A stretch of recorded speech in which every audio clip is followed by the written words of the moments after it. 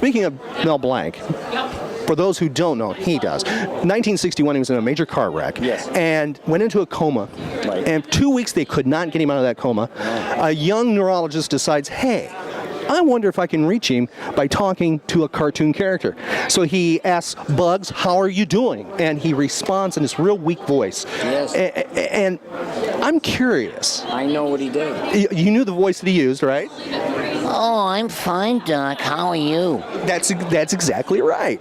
Now, the question I have about Billy West, if Billy West was in that situation, do you think, what voice could they reach you with? What character that would actually come out that they would say, Billy, and they start asking all these questions of other characters, which one would actually cause you to come back? Oh, I don't know. The doctor would probably go, Sap Brannigan, how are we doing today? Drop dead.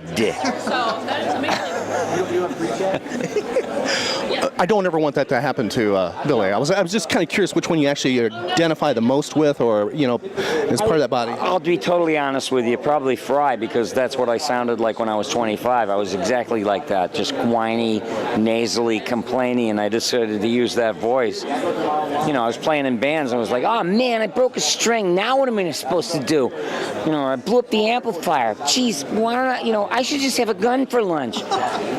Now, question I have about a cartoon voice, Alan Reed, voice of Flintstone, Fred Flintstone, the original voice. Now, I've read that the takes were so long sometimes that he would actually bleed in cause him to bleed, actually doing the reads so much.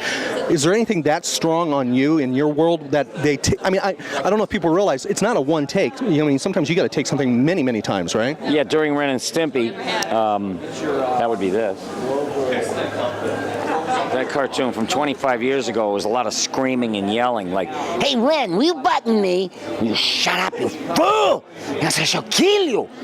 And I, after one day on the job, I called my wife. I was married at the time, and I was like, honey, I don't think I'm going to be able to do this.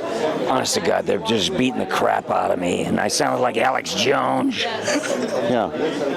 So there are some voices that tax you to that level. Well, but you have to get used to it or you're dead. Your career's over. And I was willing to wreck my throat for art. Are you kidding me? Okay. Gladly. Okay. Now, Dawes Butler, way back when, used to have a mentoring school.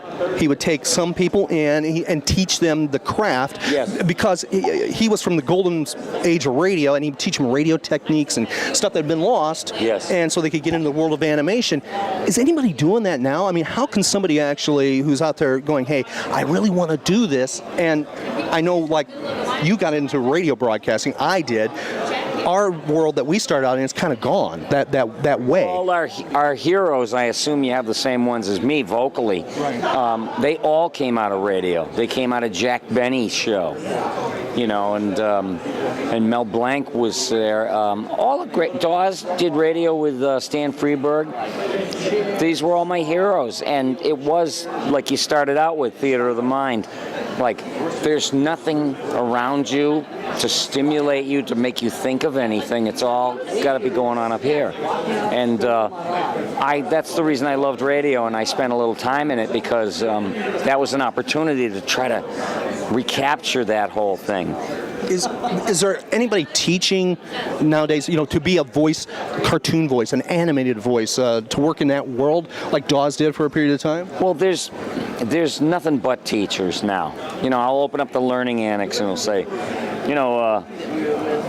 come and see Jimmy Jones, learn from him. He's a star of over 1,000 commercials. And I'm like, yeah, name one. How come I don't know who he is? And so I'd go to the learning annex and teach, but I don't know how to teach instinct. If somebody could teach me how to teach instinct, then you got a deal. Wow. I get it. Yeah. I'm going to ask a question about this. Yes. I'm holding it up. A movie you co-wrote. I don't know if most people realize it. You co-wrote this movie. My favorite movie, one of my favorite movies of all time. And I'm serious. And somebody here that's sitting at the celebrity panel room, I won't name, about a month ago, I recommended this movie.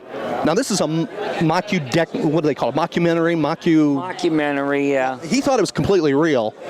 And he thought your scenes, he goes, was Billy really, like, mad? Out of it? Yeah, this person who's near us right now actually said that. And my question with you is, how much of this was actually scripted? None of it. Zero. I mean, we all collaborated on the ideas to try to put it together scene by scene. But I mean, whatever you could bring to the table that was of some sort of interest, but you couldn't be like acting out in front of the camera.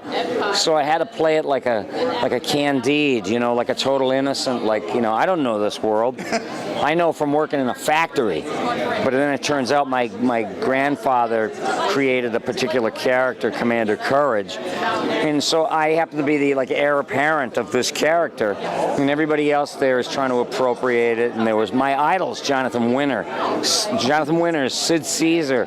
Those were my idols, my comedic idols. And I'm sitting in a room acting with them. And I was like, it was like the Talking Heads song. And you may find yourself sitting next to Sid Caesar. And you may find yourself riffing with Jonathan Winters. How do I work this? My God, you know. So I recommend this. If you've never seen this comic book movie, check out. You'll see Billy West and others. And matter of fact, the panel that's on it, because they haven't included the panel that you did with Gary Owens and Jim Cummings. It's just fantastic. Yeah, an extra panel. Oh yeah, that's just beautiful.